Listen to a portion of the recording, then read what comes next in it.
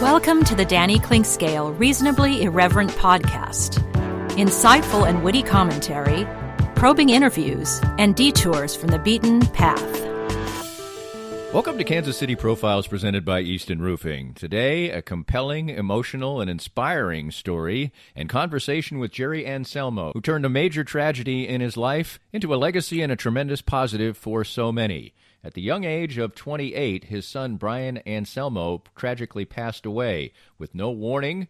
The brother, son, friend, animal rights activist, athlete, and scholar was suddenly gone, and a community and family were left reeling, looking for answers. Jerry and his wife, Mary Ellen, and their daughters Julie and Lori were incredibly grief-stricken by the loss of their son and their brother, but they decided, after a few months of that grieving, to do something very positive and create a golf tournament and eventually a dinner auction and donate proceeds to charity.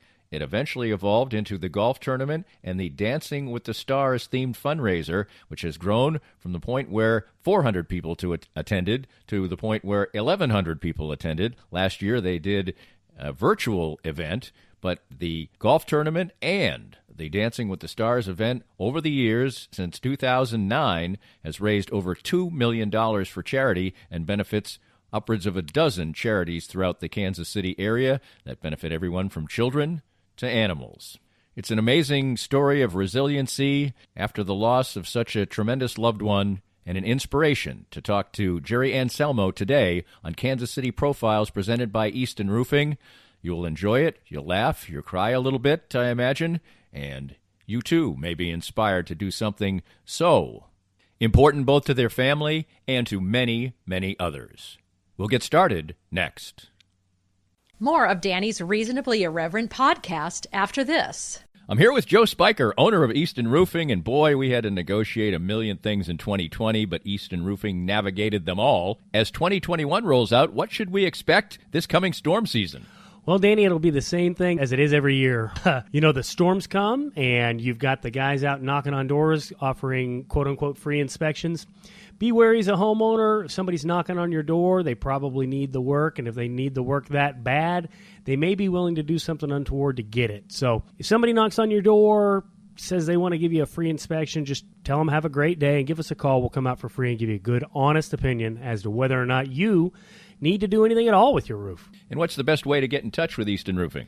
You can always find us online at eastonroofing.com or give us a call at 913-257-5426.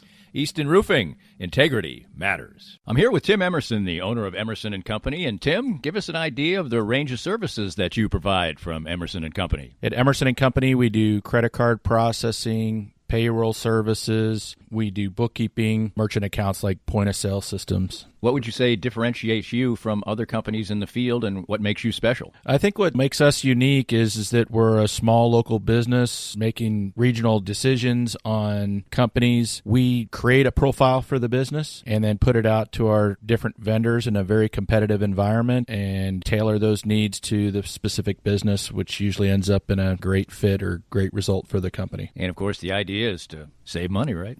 Save money, and actually sometimes I'm surprised where actually a solution that may cost a little bit more ultimately does save money, but we're not conditioned to think like that sometimes.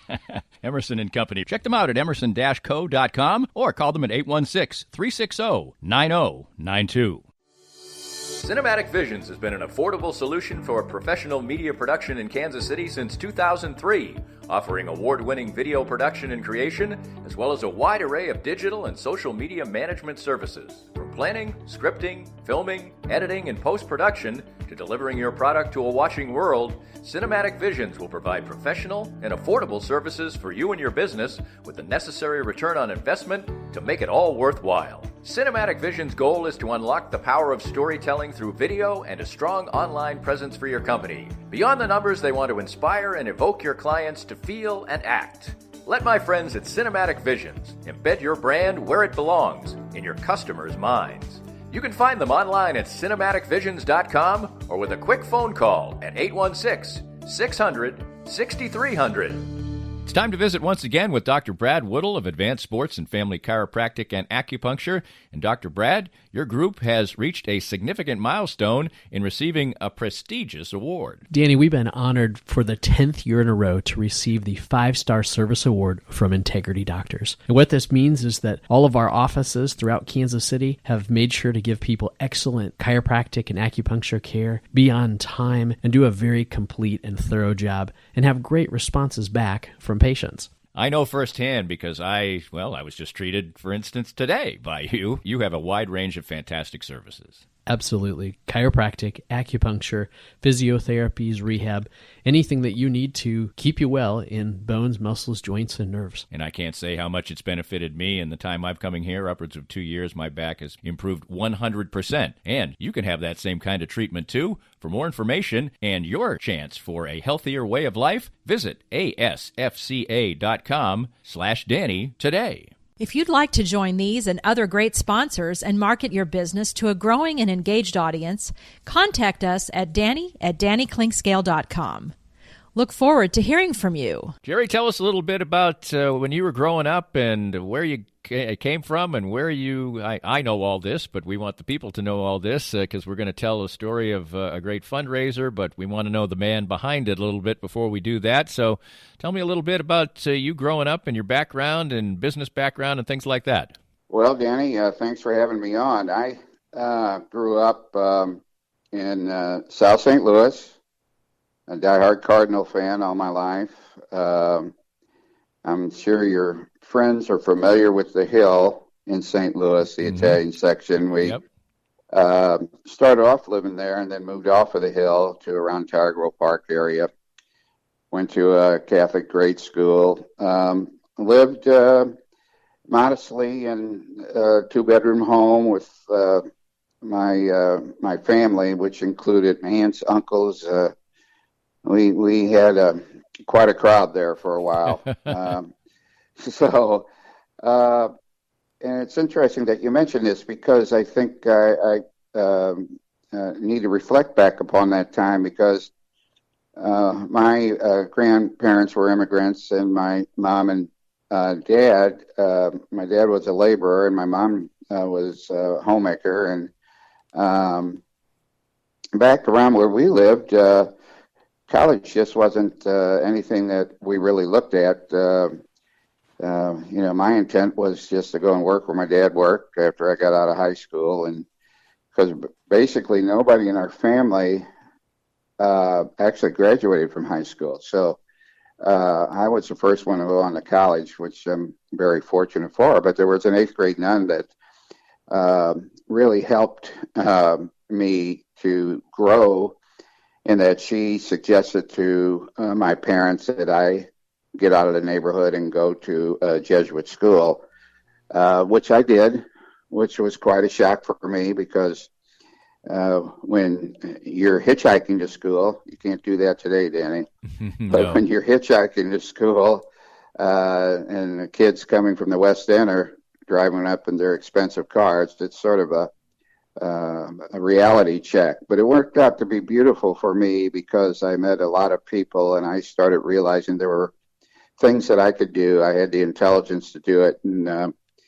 so that was a real breaking point for me. And I went on to college and went to Rockhurst College here in town and continued Jesuit education. And you'll hear this throughout our conversation because I believed in what they do, and they actually molded me into what their motto is a man for others. So got drafted like everybody did back in the 60s, served time in the Air Force. I actually wound up teaching English to Vietnamese helicopter pilots and got out of the service and had gotten married prior to the service back in 1969 to my wife, Mary Ellen.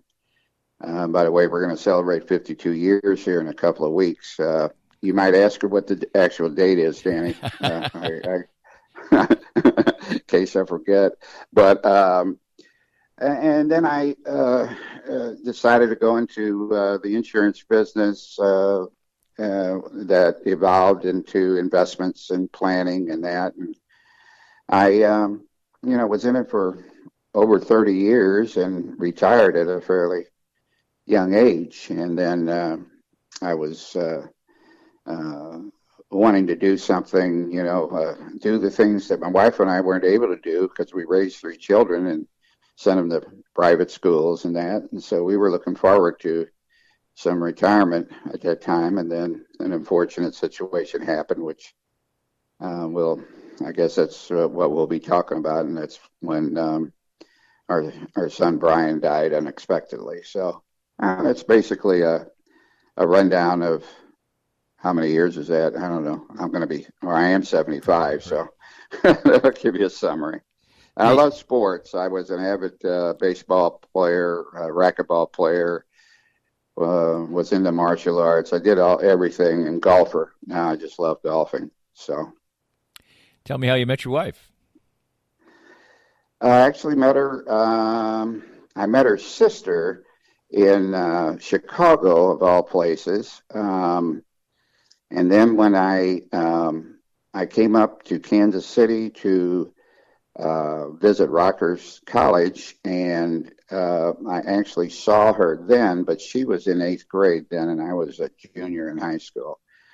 And then when I was a senior in college at the school, she was working at the college, and then we reunited, and I pursued her, and she tried everything she could to get away from me. So it was a funny relationship, but eventually we decided that we were meant for each other, and we're still together, which is I think fantastic. So it is a remarkable story. And tell me about raising your children before we get to the tragic event that really has inspired you to do so many great things for so many other people. Not that you didn't before. Well, I have 2 daughters, Julie and Lori, and both redheads, which surprised a lot of people. But I had redheaded grandparents, and I'm full Italian, Sicilian, and half Italian, and Mary Ellen's half Italian. So, but she's half Irish, so some of the red must have come from her side. But we raised those girls. Julie went to Miege, St. Thomas More Grade School was where we raised all 3 of our kids. They had a great education there, and then Julie went to Miege, and Lori went on to Aquinas.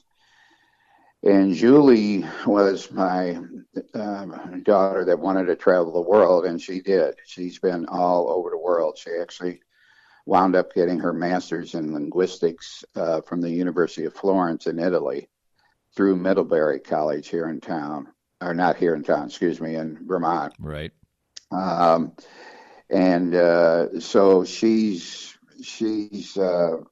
has 3 kids. So she now is taking over the reins of our foundation on a daily basis from me.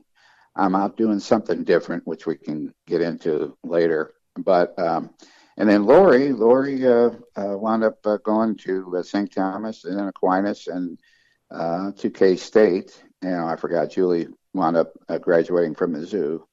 And then ever since she's 15, she's worked at a Hy-Vee, and she's still there. She is one of the top people at the Olathe Hy-Vee, the biggest one they have here in town. So. And she's single. She's never gotten married, but she's out on her own doing her thing. And then there was Brian, and Brian was my only son, and he wound up going to St. Thomas. He was, if I could and I have described it in the past, I said if you could draw a picture of the type of son you'd want, he would fit the bill. He was an unbelievable athlete and very smart. So he wound up going to Rockhurst High School, and he wound up playing 4 sports there and carried a 3.8 average. And he then went on to play football at Mizzou, graduated from Mizzou, and then decided to do something totally out of the blue because he met somebody that convinced him that this would be something he might like to do. And he wound up going out and working on a farm in a little town called Lindsborg, Kansas. And he loved it. They were free-range turkeys and chickens. And he didn't know it at the time, but this was the number one farm in the country. And so the person that owned the farm wanted him to develop more product and do marketing for him. And he did. The guy was raising 3,000 turkeys a year. And when Brian was, right when he had died on the farm, they were up to about 20,000. And that was within 3 years' time. So, he's a great kid. I've got 3 really fine children. I'm very blessed. Tell me, he goes and he's having a great success. It's something unusual and making a great success of it. How old was he when the unexpected occurred? He was 28. He also worked for animal welfare. They had hired him to talk to farmers throughout the United States about humane farming. And he went to San Francisco for a convention, spoke at a convention, and came back on it would have been a Sunday. A Monday, excuse me. And he had back problems from all the sports that he had played. And he called his best friend and said, I'm really having a lot of pain, but I don't want to take a pain pill. I'm going to take an Ambien and I'm going to go to sleep. And he did, and he never woke up. Oh my goodness! And something. I mean, it obviously he wasn't in pain when he died, but for something like that to happen is an unbelievably horrifying experience. And right away, what was the grieving process for you? Well, and I speak about this, Danny, because part of the thing that I'm doing now is to try and help people that have suffered through this. But shock is the first thing that happens, because we were home and it was Mary Ellen's birthday, and she had gotten home from teaching school, and I had been here, and I had asked her, where would you like to go, not to a fancy dinner, but just out to dinner tonight, because the kids were all going to have a dinner that weekend. Mm-hmm.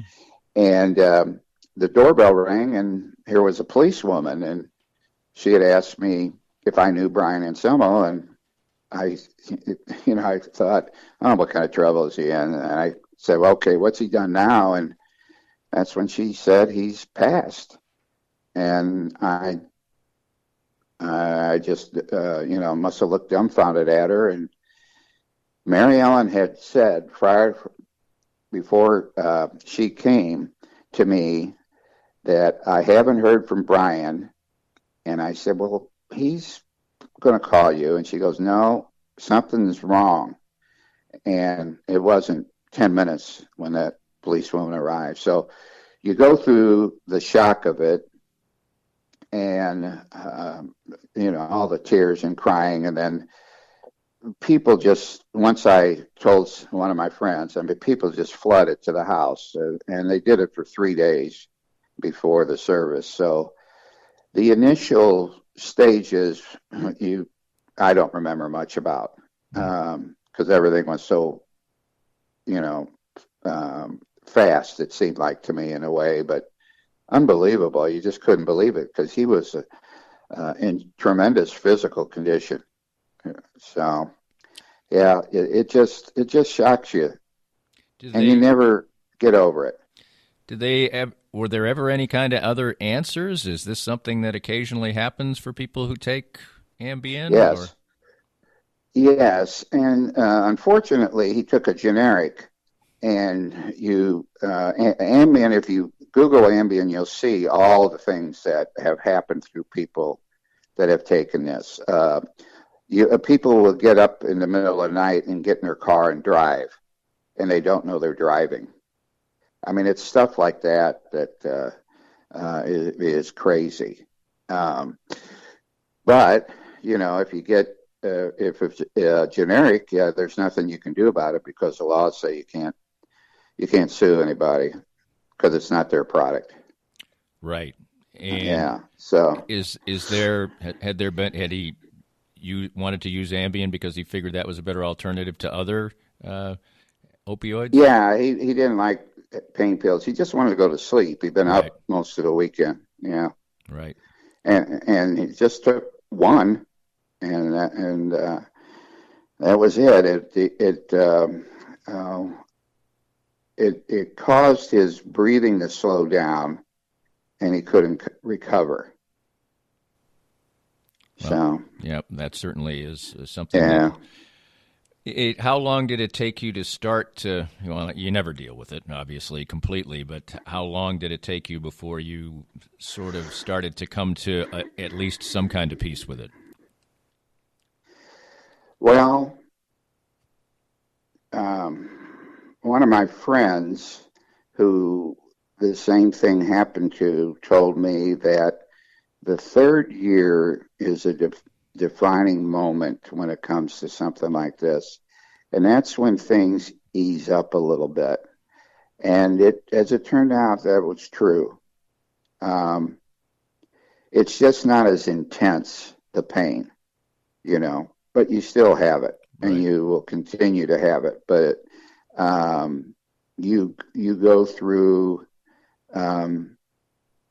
periods of time when all of a sudden you start crying, and you don't know why. It could have been something triggered it that you've seen, and all of a sudden, boom. And as parents, the toughest part is understanding how the other partner feels, and at the time that you're at. What I mean by that is you mourn in different cycles, and some of the toughest things for Marielle and I to do is when, like, she would teach and she would be distracted all day, and then she would come home and the grieving would start. I have been grieving all day, so I didn't want to. Right. I needed to get it out of my system. So that's the tough part. And the divorce rate for parents is extremely high.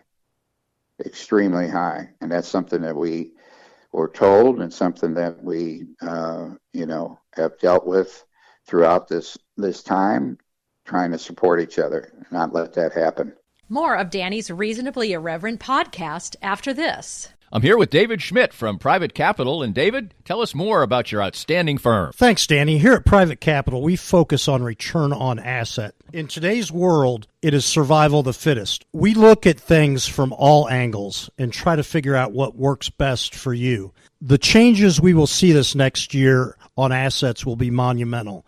The key to success is knowledge. Know where you want to go, and we'll be here along the way. To find out more, give us a call at 816-221-7775. David Schmidt from Private Capital with the best service for you. Firsthand, I have enjoyed the benefits of the CBD products from Canaway. My back feels better and better these days, as a major part of my routine are the pain-relieving salve and the Pure Gold oil. And recently, I had the pleasure of a treatment session using the Canaway CBD in conjunction with the Microlight 830 cold laser. The non-invasive treatment session worked wonders, and I could barely tell I was even being touched.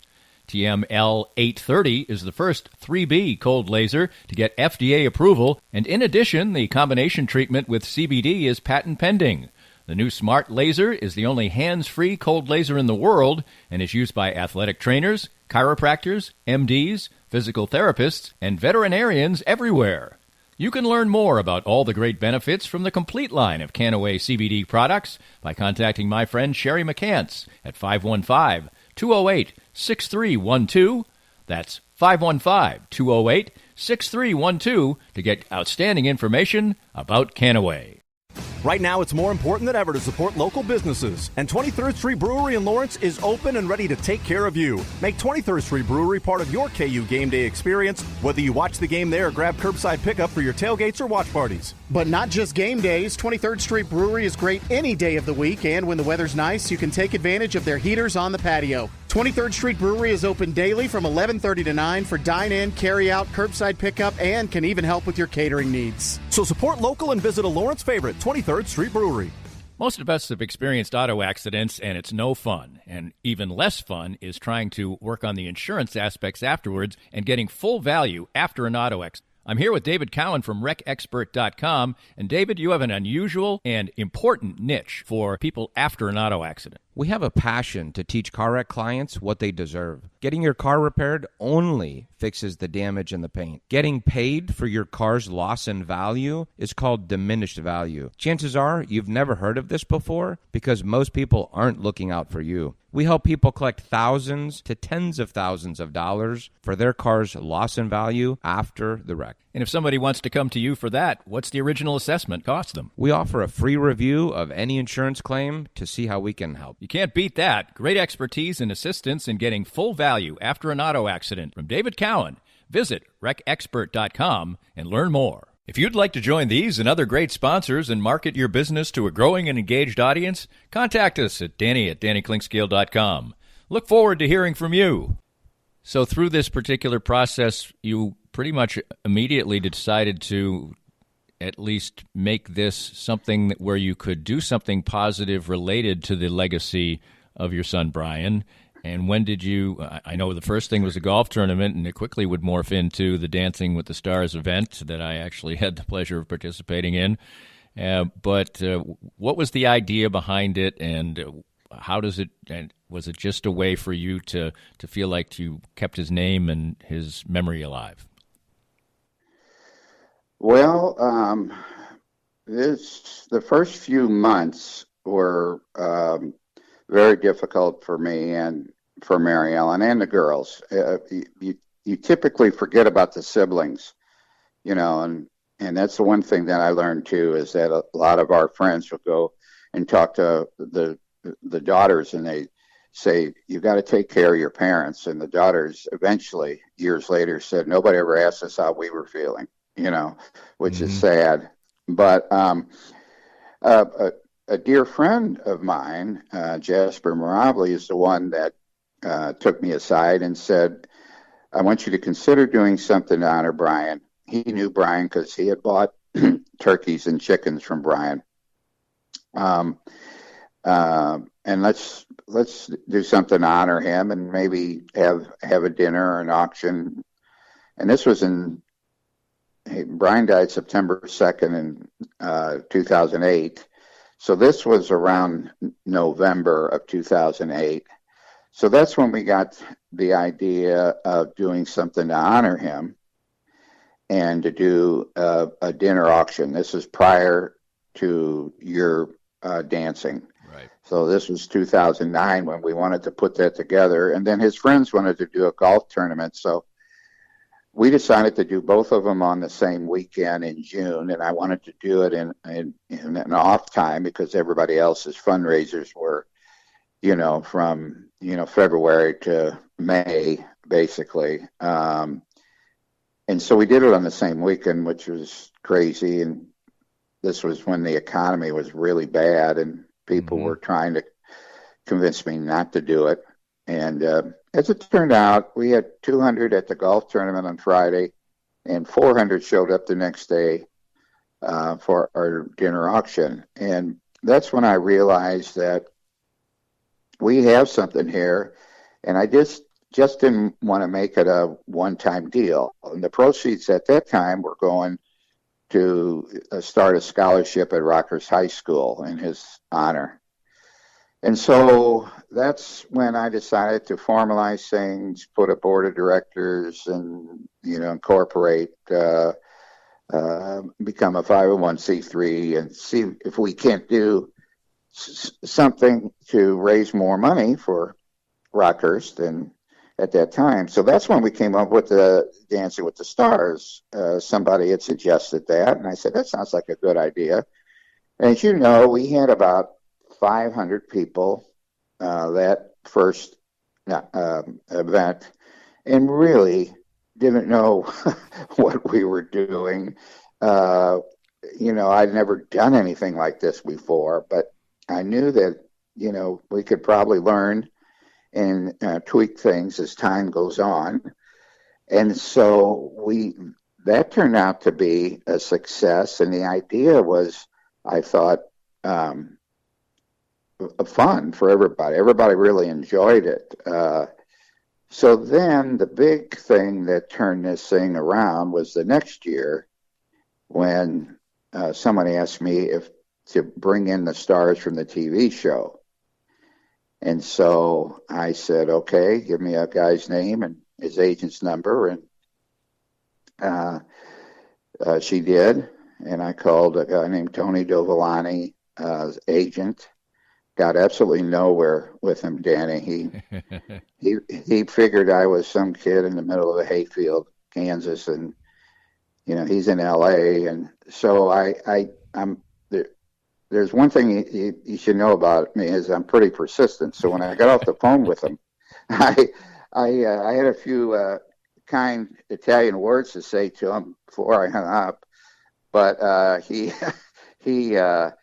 sat in my office. I said, well, I'm not going to let this guy deter me from trying to get somebody. So that's when my daughters had put me on this thing called Facebook, so I didn't know anything about it, but I thought, I wonder if he's on Facebook. So I looked him up, and he was. So I private messaged him, and must have been the longest private message in the history of Facebook. And I explained, about Brian and what we're trying to do. And this guy got back to me in 10 minutes and said, don't deal with my agent, deal with me direct.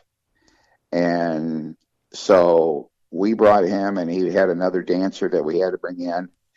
So then the next year we had 600, and we were at Rockhurst at the time. We just grew out of Rockhurst.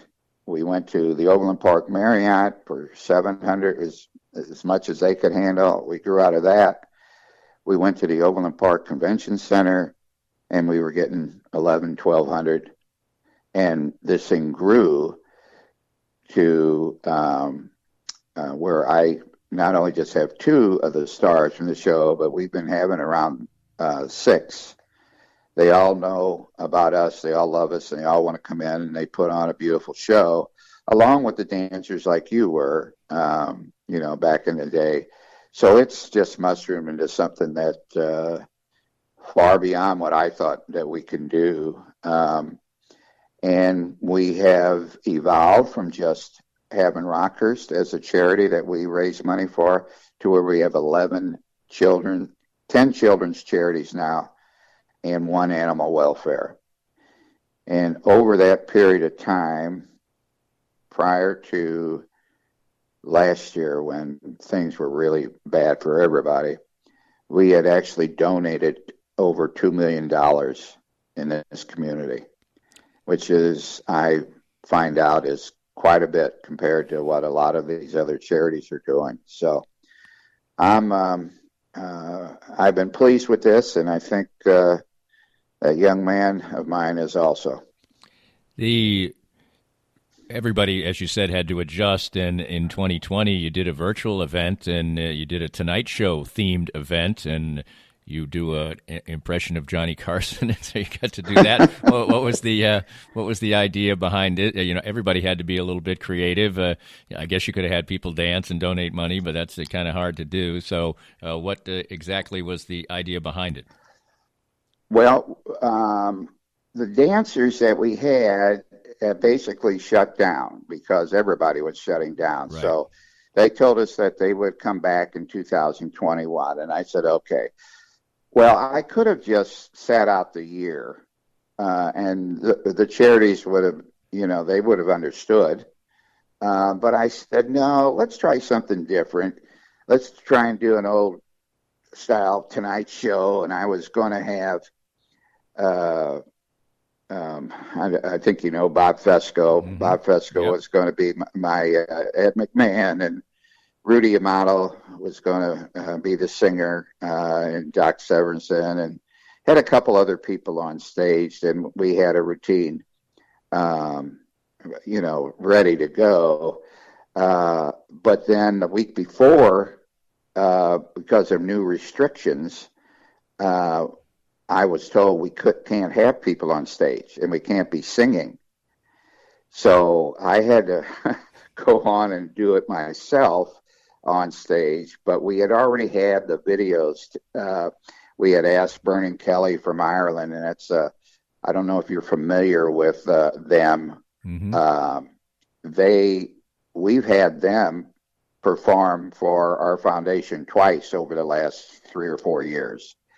So they sent a video singing songs for us. Cassie Joy, who is a local country singer who was on The Voice, she performed via a virtual performance. We had a stand-up comic, Joe Coronia, and then we had a puppy bowl from one of our charities, which is Midwest Animal Rescue, just like you see on the Tonight Show, where they run to the bowl, and that was virtual too. So we wound up with having all this entertainment, but it all had to be virtual. And then we had an auction, and I was just pleasantly surprised that I think we had 500 people watching it one time, which was amazing to me. And we raised, over $100,000. So we were pleased with it, but it was something I didn't know nothing about, but thought, I've got an idea. Let's see if we can run with it. And it turned out really nice. What kind of hope do you have right now that you're going to be able to do the event in the way that you were accustomed to this time around? Well, we are going to have it live. I'm very optimistic now that the vaccines are coming out, and the people that I'm talking to, we're at the Westin Sheraton this year, and we actually have the whole hotel to ourselves. So they'll have social distancing, we'll probably have to wear masks, but we're still having the stars from Hollywood come in, and the dancers are going to put on a show. We might not be able to have as many people, probably not, but if I can get anywhere from 600-700 people, 800, whatever, it'll be a success considering what we're going through. There's a lot of optimism out there, and people want to come. They miss it because it's not your average fundraiser. It's a big party. We have great Italian food. We have open bar, and we have those dancers. Rudy Amato sings Sinatra and Dean Martin before the show. We have had in the past, when the show's over with, a band, so everybody danced till midnight. Mm-hmm. It was a blast. We're probably not going to have a band this year because of COVID, but we can still accomplish the other things, and I'm praying that we can, because this experience, this show it's not cheap. Right. I would say over the last few years, you're looking at $180,000, $190,000 to put the show on. Right. Before we make a dime. So it's, but we do raise a lot of money. So yes, I'm looking forward to it. We're going to have our golf tournament, and that's been improving every year. So I'm always optimistic about this stuff, and I think we'll be fine. What's the time frame, and did you ever consider at any point just putting it off? Well, I'm sure you considered it, but what was the process of deciding, hey, this date certain is what we want to shoot for? Well, we've always had that date, the second weekend in June. Right. So when we talked to the Sheraton, we inquired about what would it look like in June by today's standards. And what it would look like is that at a 10-top table, there would be 6 people and there would be, social space in between, we could get 400 to 500 in a ballroom that normally you can get 1,000. Right. So the other part is we also got the terrace, which is right next to it, and we can have people there that way, and we'd have screens so they could watch it. So we felt like that would be fine, and as long as people are ready to get out, and I think they are. When you look at the age of a lot of these people, they're in their 40s. So you see those people are out quite a bit. So I think we're going to be fine. It's people like myself that, you might have a tough time with. Going to be a little bit more careful. You mentioned that now you've put the full-time operation in the hands of someone else, and you are moved on to, not obviously you're still incredibly involved in it, but you wanted to spend some time doing something different that you touched on in brief. What is that? Two things. Over the last 4 or 5 years, I've been contacted by a number of charities wanting to know, how did I do it? How do you, make so much money when we're struggling?